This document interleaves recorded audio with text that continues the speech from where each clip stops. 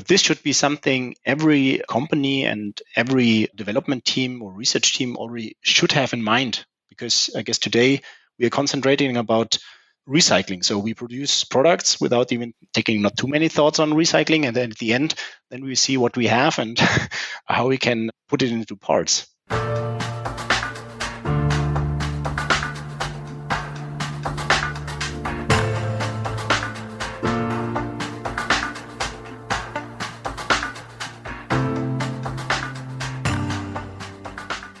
Welcome to a brand new episode of our podcast, Human and AI, Mind, Machines in the Gradient Descent.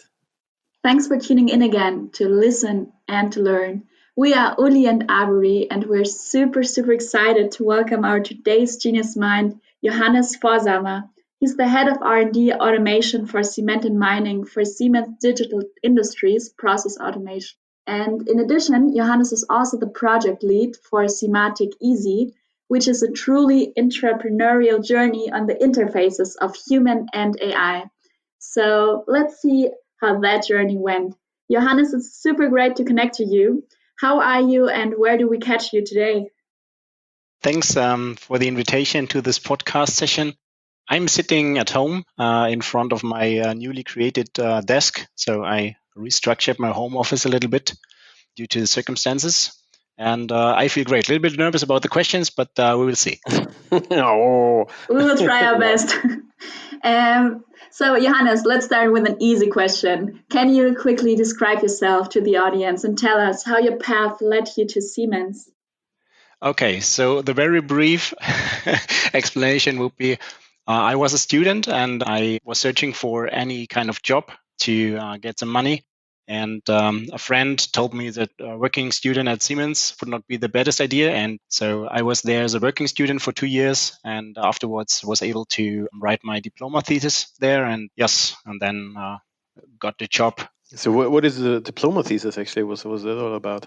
It was on a simulation of process in the cement industry. So we basically simulated the crushing and the raw material grinding to see how we could benefit there. Yeah, and the traditional working students, right? Working students are, driving and leading the digital transformation of any large corporates, isn't it, right? So it's a good start, I guess, right? Yes, they are programming the Excel macros. Oh, come on. Yeah, but before you obviously went to your job, right? I guess, if you pull a bit back, you see that especially in current times, mindfulness and being thoughtful to yourself, right? But also maybe especially because we're all sitting now in front of computers and our devices, digital devices, somehow a digital detox moment is super important, right? To recharge, a bit of the energy. And we just learned that you returned actually from a very interesting break, right? From software development out in the nature. Can you tell us a bit about, what brought you actually to the point where you said like, okay, let's make a detox? And somehow what is, the important steps it took to get that started, right? Or what were the thoughts about it? Can you share a bit? Yeah, sure. So I thought about taking a sabbatical of 2 months and doing something for myself with really disconnecting from what I do at work. So sitting in front of computers, as you said. And personally, I really like to go into the forest and also do some gardening stuff, but it's more like trial and error. And I was thinking if I'm happy or taking advantage from trying to be a gardener. So what could it be like? So that's why I took 2 months off and then went to a tree nursery, worked there for 7 weeks now, and it was really a great time there. Yeah, I guess it's super recharging and rewarding doing something, right? Yes. And after now with the Corona crisis, sitting at home, it was a great alternative to leave home each day at 6 o'clock. That is true, right? That's COVID safe, right? Being alone somewhere in the middle of nowhere, right? That's actually pretty nice. So I do remember, right, when we last time met, we were somehow, still on somehow the journey on the Entrepreneurs Bootcamp on AI, an initiative, right, which is driven by crazy people pushing entrepreneurial spirit in corporate, say entrepreneurial, right? What is for you, if you look, right, and I consider you for sure one of the entrepreneurs, right, where we have in the corporation, right? What is for you an entrepreneur? Do you have a feeling on that? Yeah, this is a very good question. I would say that for me, an entrepreneur is someone who is, regardless of his role and area of responsibility, someone who is driving a new idea or opportunity that he or she sees with passion. And this, as it was his own money or company. So actually, in corporates, you are not the decision maker. You don't have the responsibility for something. But still, if you act as someone who would have, then for me, this would be an entrepreneur. And it doesn't matter for me what this guy or this girl is driving. So it could be an internal, external product or even a business model. Right. Johannes, what would you say? Can you be an entrepreneur in a large corporation like Siemens without committing to any risk or without any personal commitment? So what does it really mean to embrace uncertainty and risks within corporates? Is it somewhat different? I would say it does not work without personal commitment. So if you are not committed to what you do or what you want to do, and your management does not see it, then it won't work at all, I think. And taking risks is really interesting because we don't like it too much in large organizations. And we are also a little bit afraid of really truly saying, okay, we did a failure or made a failure. I would say it works out, but anyway, the management has to take the risk for you. But the personal commitment is one of the things that you need to have. Is that doable? There was I followed one of the largest entrepreneurs in Germany that we have actually, and he said, like, if you are not willing to sell your house, right, to chip into your idea, you can't be an entrepreneur, right? If you're not going the full path on, taking the personal risk, like financial, right, significant risk, you're not having the push, the power, the strive for making this business a success, which you want to create, right, behind the idea.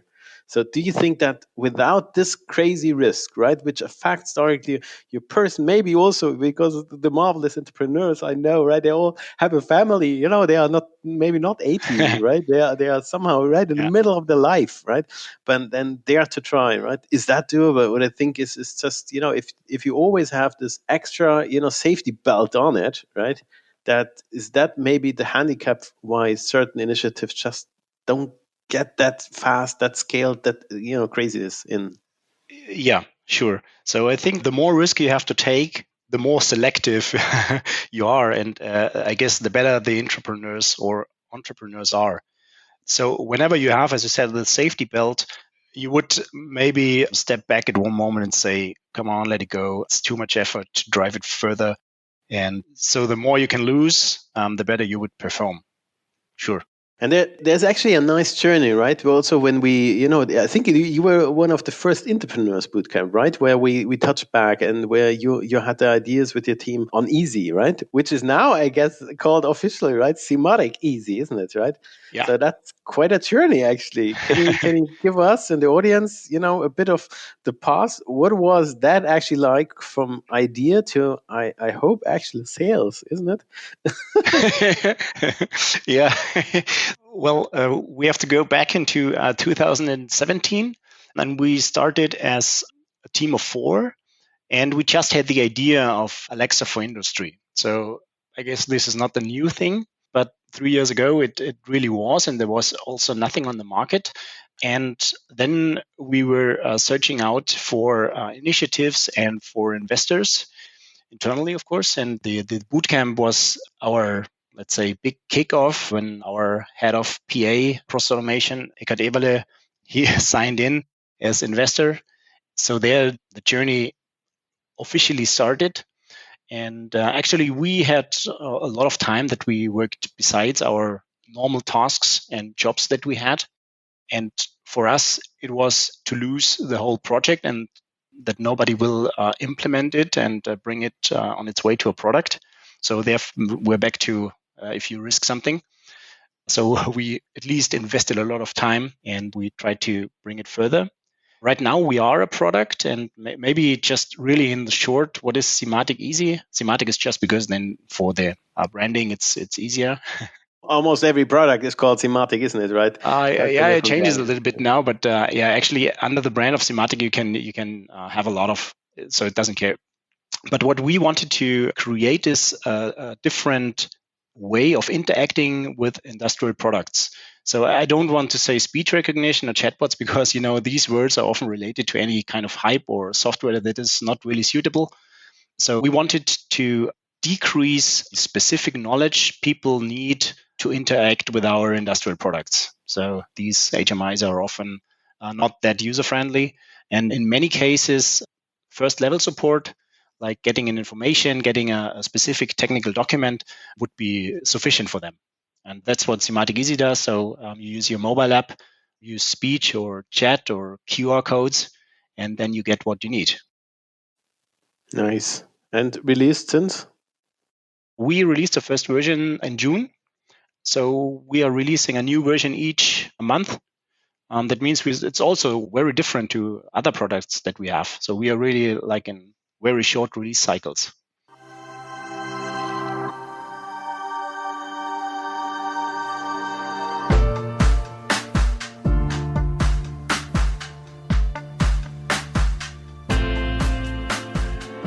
Sounds really cool. And Alexa for the industry. Quite a journey also.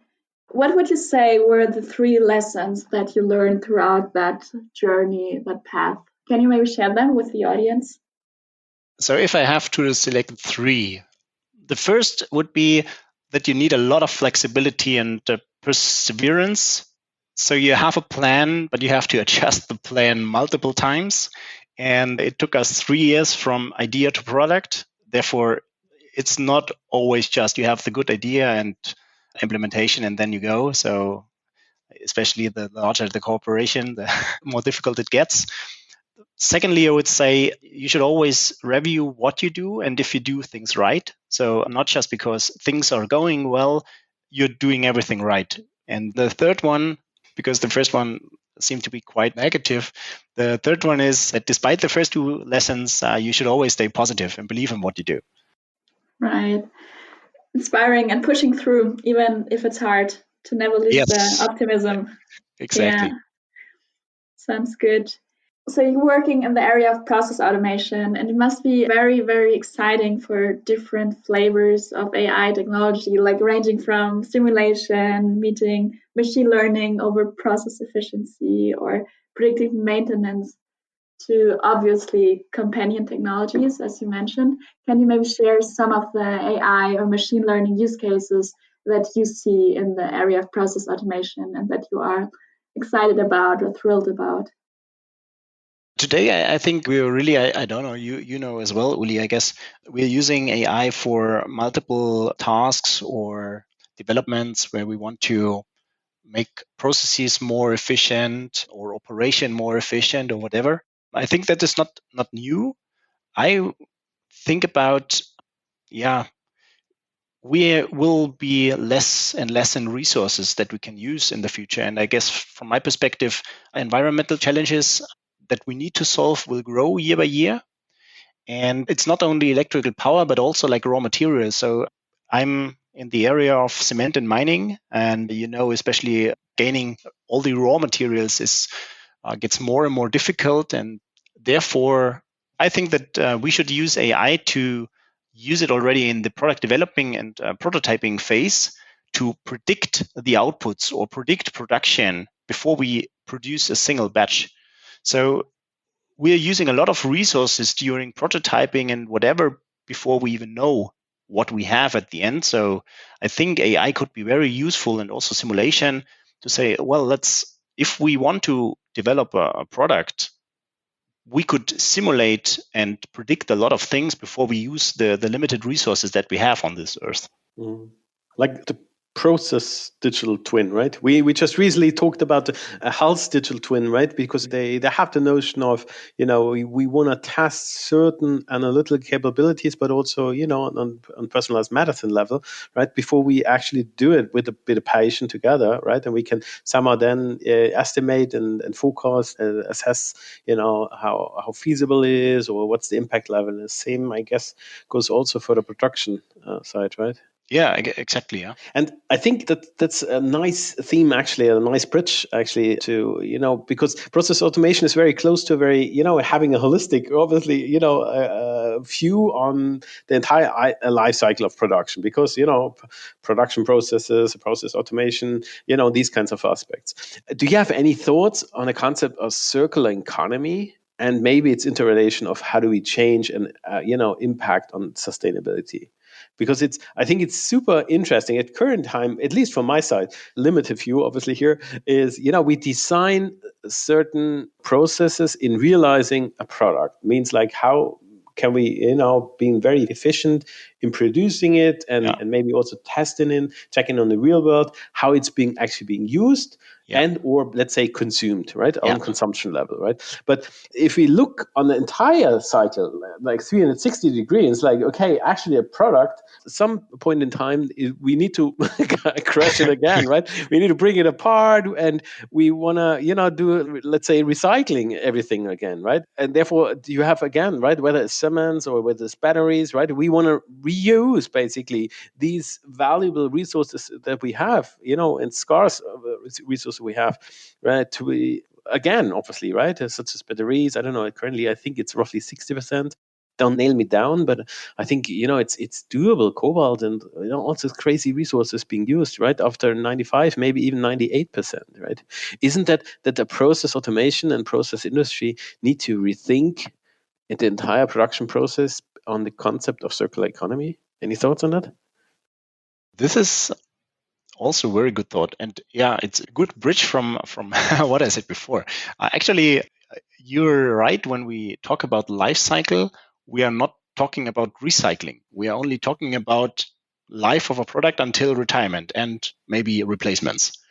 But why not having also AI already during the development process and of a product, that we see how we can recycle it once we don't use it anymore. And I think this should be, you did call it a 360-degree life cycle, right? So circular economy somehow, a 360-degree view, right, of life cycle, exactly. And I guess this should be something that must be a part of the development process. So once I develop a product, I prototype, I should be already aware of how I can recycle it or reuse it. I don't know, whatever it is, depends. But this should be something every company and every development team or research team already should have in mind, because I guess today we are concentrating about recycling. So we produce products without even taking not too many thoughts on recycling. And then at the end, then we see what we have and how we can put it into parts.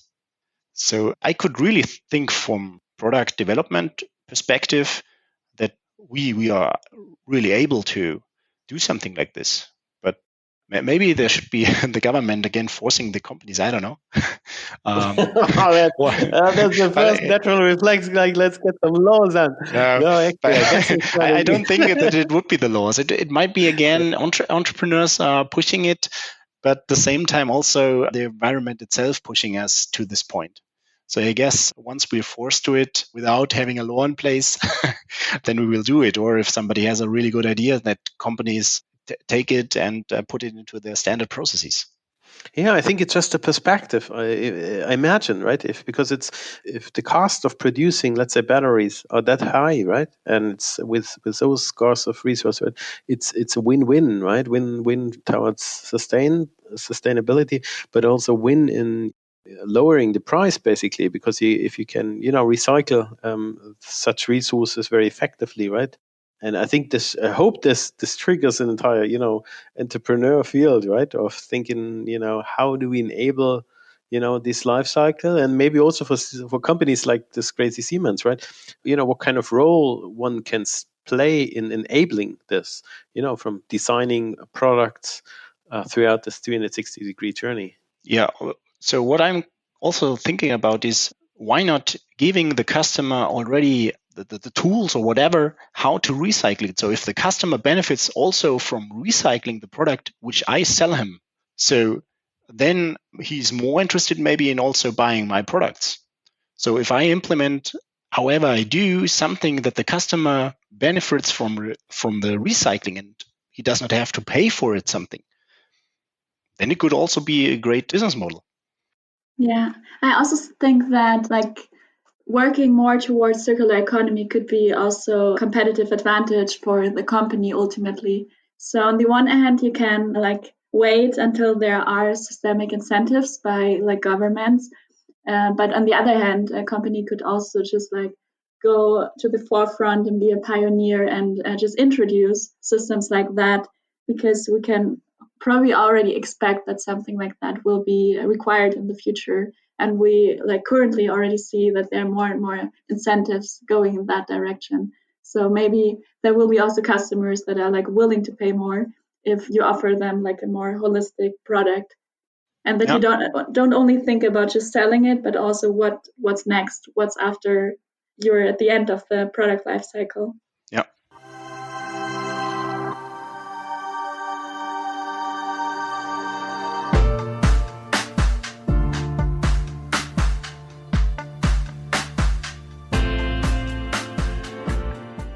Johannes, I also have another question. So you mentioned before that you did that sabbatical. And I think there are like a lot of people out there that are thinking about it, like thinking about doing something like that, but maybe don't really dare to do it, to just like take some time off. Why do you think it's important to like maybe sometimes take a step back to maybe to make it possible to move forward again? Like what did it change like with you that you took those 2 months off now that you return to your job?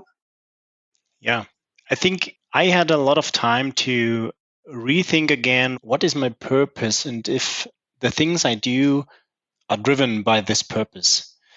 I also had some time where my brain had not to think too much. So I would not say that in a tree nursery you don't have to use your brain, but at the end, if my only workforce is my brain the whole day long, it was great having a face off where I had to use my hands and my legs, so my brain could relax a little bit. So it was, I could say, a holiday, even so I was working. And it was also a different perspective of a different field of business. So they are working there with live products. So we are working here with dead products, so software, hardware. Yeah, but they are using plants, and actually they always have to predict the future, and they also have a lot of constraints and a lot of things that could happen which they cannot influence. So if it's not raining, or if the sun is permanently shining or not shining, whatever happens, you can't calculate all the stuff, but you have to be, let's say, agile. Yeah. So agile is not just something that you have to do in software business, but also in other businesses.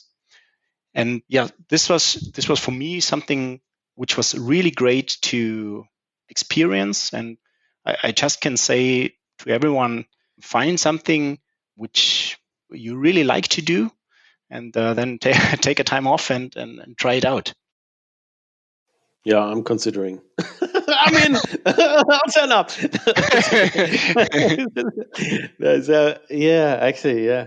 But one question I wanted also to ask is actually, given the aspect, so, it was really tough time, 3 years. And whenever, the eaSie initiatives, right? Yeah. And, it was somehow cross. You had a team that is not, it's not a team that went by nature out of your department, but somehow, also different complements, capabilities from outside the world, the corporate world, let's say, right, and internal. So is there anything, and I said, like, what could have helped to speed up that thing, right? And I don't know, sure. Can you articulate something? What, in retrospective, from the idea to all these different boot camps, hackathons we run, and initiative you dream, narratives you pitches you did, right? I don't know how many thousand pitches you did, right?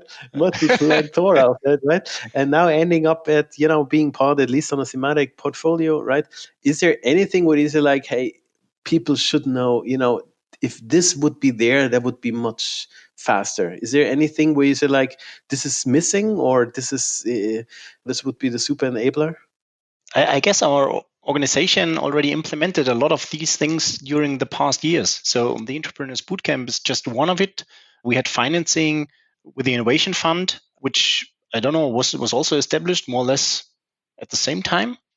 And I guess the most of the tools are already there, and right now it's more or less that people get to know how to use these tools, where to get in contact to people who use them already. So this is today it's much easier than it was 3 years ago. Still, we have these hierarchy, but this is something every company has. So to come across these things and to not think into silos is always a little bit the difficult thing. But also here, I can see that the mindset changes of the people. So people are really more interested in working together than to respect silos and say, well, this is my area of working and this is your field. So this is really changing. And I guess it's easier step by step for all the, let's say, generations after us. Right. Johannes, you've been working for over a decade now for Siemens in various fields. So which would you say is the greatest lesson that you've learned in the past? I learned the most things through the last 3 years now. Yeah, I don't know for how many different departments I worked and how many different roles and job profiles. What I experienced that strong hierarchies can hinder people to take decisions or responsibility. So where I was coming from, I also did not know how to, for example, place my arguments or also to convince decision makers that I have a good idea or how to make a business out of it. And the stronger the hierarchy is, the less the people will try to push ideas forward. Nevertheless, and this might be really challenging, I would encourage everyone that regardless of the role and organizational structure, to pretend so your project or your team is your own company. So whenever you want to make a decision or you want someone to make a decision, you should think how your little company could benefit or would benefit in 1, 3, 5, or 10 years, I don't know, if you make this decision. And also try to pin it down to numbers. So as long as I did not have any responsibility for budget or for whatever, I also was not interested in saying, okay, this is, I don't know, this many euros or dollars or whatever. As soon as you feel a little bit responsible for the salary of you and your team in that moment, then it's getting much more easier. So this is what I learned through the last years, more than the 7 years before. So my screw hierarchy, get some accountabilities done. Is that? Don't get frustrated, right? Okay. Yeah, I guess it's not easy like this. So you somehow need a hierarchy. You need someone who is at the end responsible, making decision, whatever. But a little bit, give the people the freedom to make decisions, but also then to take the risk and the responsibility. It's not just if you're playing in the sandbox, then nothing will happen. That's totally in line with Siemens' ownership culture approach. Like that's also your company, and that you should therefore act upon this premise. So, Johannes, thank you so much for your time. We're almost at the very end of our session. But before we close this episode, we want to play authentic autocomplete with you. So that's our fun ending game. So let me give you for the closing a couple of sentence starters and you will just finish. So Siemens is making huge effort to stay amongst the top innovative companies and to attract talents. Beautiful. Corporate entrepreneurs are needed because there is a lot of potential and ideas which cannot be unlocked by any top-down approach. Especially within these crazy times, entrepreneurs are needed more than ever. You're right. Innovation is anything that is meant to change what we do or the way we do it.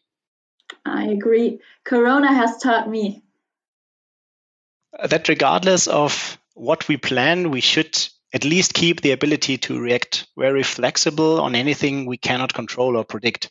Maybe that there's also never the one method to solve a problem in our complex and very interdependent world.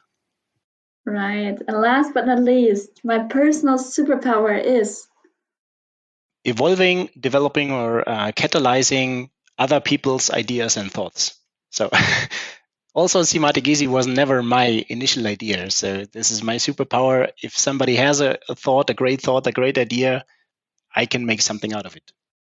That's a very, very important kind of thing, right? You have there. Yeah, that's really important, right? To have those folks as well, right? Enabling functions, right? Enabler and realizer, right? And these are actually, also part of the innovators that we have. And I sincerely, Johannes, I'll put you on that that bucket list of innovators in corporate, obviously. Thank you, Uli. Yeah. Hey, thanks so much, Johannes, for being you and spending the time with us. Time flying away was really magnificent. I think we can also do three episodes on entrepreneurial journeys in corporates and corporate craziness. But before that, folks out there, stay tuned. There's a lot more to come. Actually, stay bold, committed, and open-minded. And we definitely hear it at the next Siemens AI Lab podcast. Thanks, Johannes. Thank you. Bye bye.